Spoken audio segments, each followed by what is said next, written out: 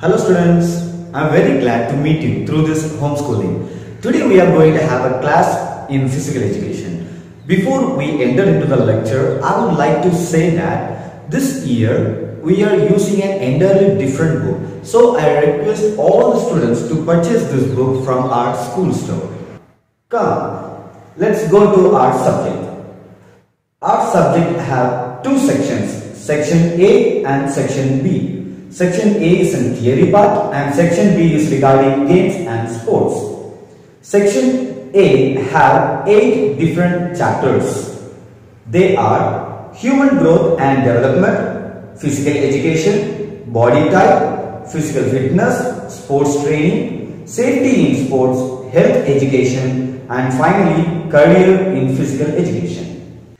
Today we are going to learn from chapter 1, that is human growth and development. This chapter can be divided into 4 parts.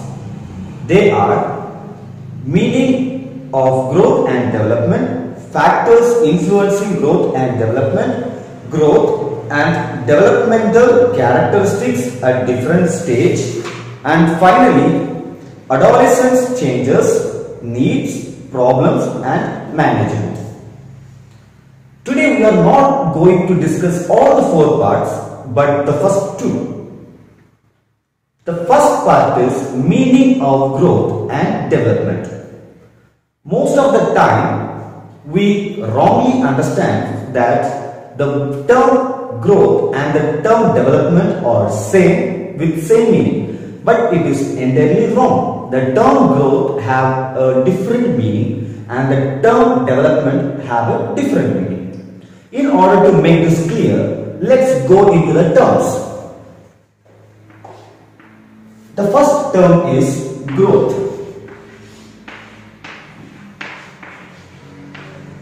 The term growth always describes about the increase in size.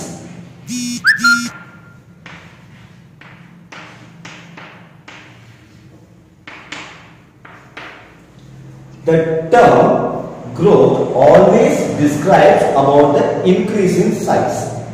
When the body or any part describes as having growth can be mentioned or is usually mean it has become larger and heavier. That's why we say that growth in brain, growth in arms, growth in muscles, and overall we can say growth in body.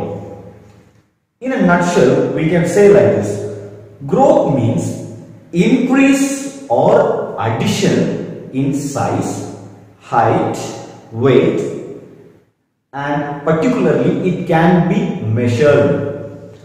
See, if we have a growth in arms, it can be measured in inches. If we have a growth in weight, by the weight machine we can accurately measure the weight of our body. That's why this term is always used in order to describe the increase in size. I think you are clear, right? If you have any doubt, you can go through the book once and make it clear. Again, I am saying in a nutshell, growth means increase or addition in size, height or weight. And keep this in mind, growth can be always measured accurately. Now we will go into the second term, that is development.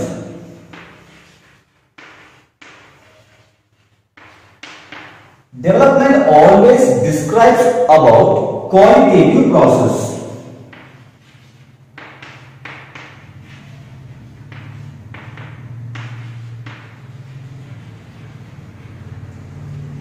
Growth always describes about the increase in size, where development always describes about the qualitative process.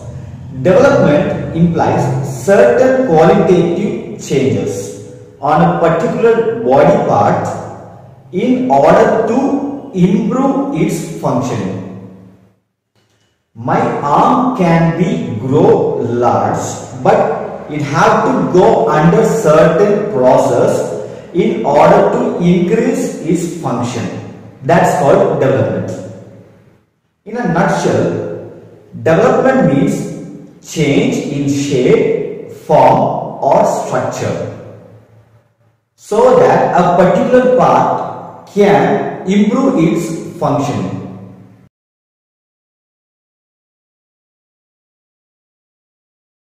I hope that you all are clear with the terms growth and development. Now we are going to see the differences between growth and development. Growth is purely a physical term. It always describes about the increase in size, height and weight of an individual, where the development always describes about the change in shape, form and structure of an individual, so that that particular body can improve its functioning work. Secondly, growth is an aspect for development, which means increase in size, height or weight of an individual will lead it into a development process, where development is all over change in an individual. Keep this in mind. Development doesn't lead an individual or a particular part of the body to a growth, but growth leads that individual into a development process. Clear? Thirdly, growth does not continue throughout our life. Growth comes to an end when an individual attains the maturity. But development is not like that. It is a continuous process. The fourth difference between growth and development is growth is quantified, which means the height, weight, size of an individual can be measured accurately. In the other hand, development cannot be measured because it is qualitative. For example, some child may not gain size, weight or height, but they do experience some development in social, physical, emotional and intellectual aspects. The fifth difference between growth and development is growth may or may not bring development in an individual, but development is possible without growth in an individual. Sixth and final difference between growth and development is growth can be measured accurately, where development cannot measure accurately. Students, I hope that you all are clear with part 1.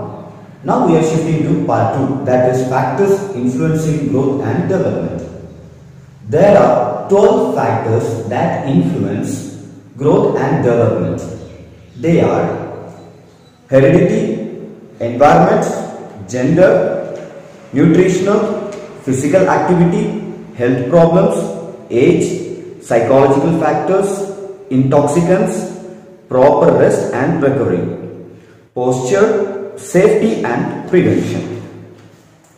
Let's have a look into the first factor, heredity. Heredity and gene plays an important role in transmitting physical and social characteristics from parent to offspring. Shape, size, structure, height are related to heredity factor. Thus, this heredity plays an important role in an individual's growth and development. Different characteristics of growth and development like intelligence, body structure, height, weight, even color of hair, color of eyes are highly influenced by this factor. For example, in previous days, when people see a short-heighted boy, they used to ask him, are your parents tall or short? So the answer will be obviously the boy will say that my parents are short. So this is the best example for an hereditary influence. I think you are clear. Second factor that influence growth and development is environment. Climate, weather, temperature, pollution and natural environment plays a vital role in growth and development. Safe, clean and hygiene environment helps to gain growth and development.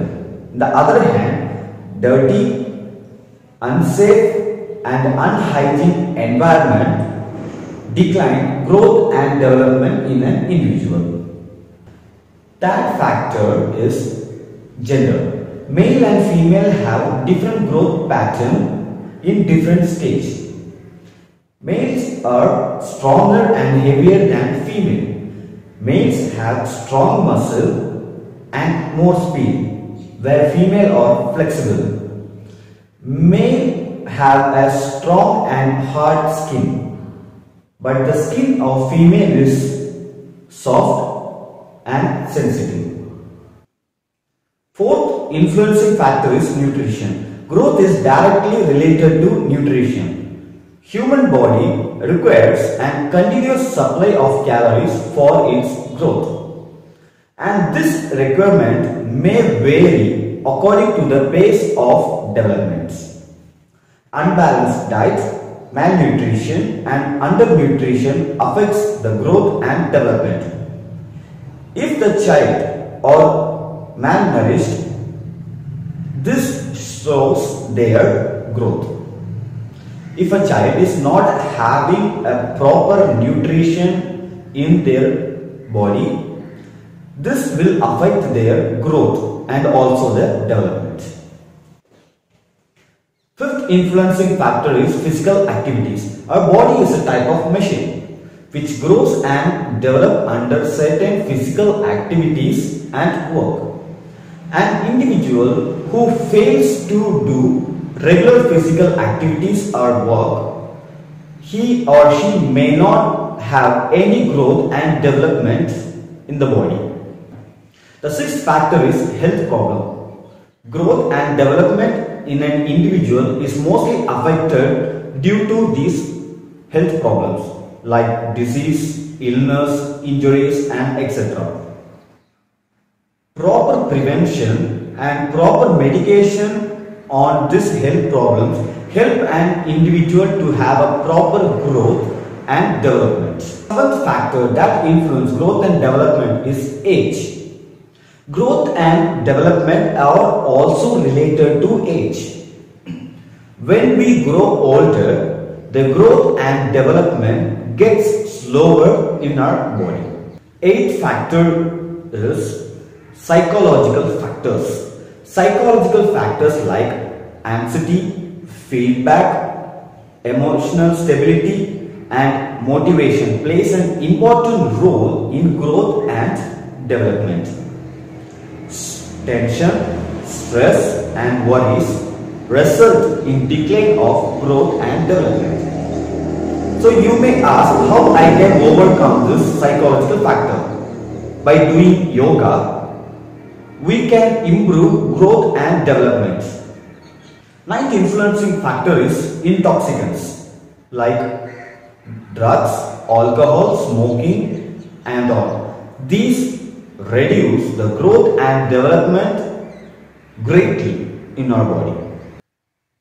10th factor is proper rest and recovery. Proper rest and recovery refreshes the individual physically and mentally.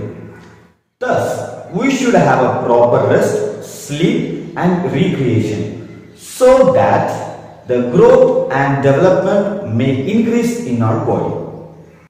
The next influencing factor is posture. Good posture always contributes towards optimum growth and development, where bad postures restrict it. The last and final factor that influences growth and development is safety and prevention. We all know the proverb, prevention is better than cure. So always keep in mind regarding the health measures, because it helps us to have a good growth and development. I hope that you all have enjoyed our physical education class. I encourage you to stay home and be safe. Thank you.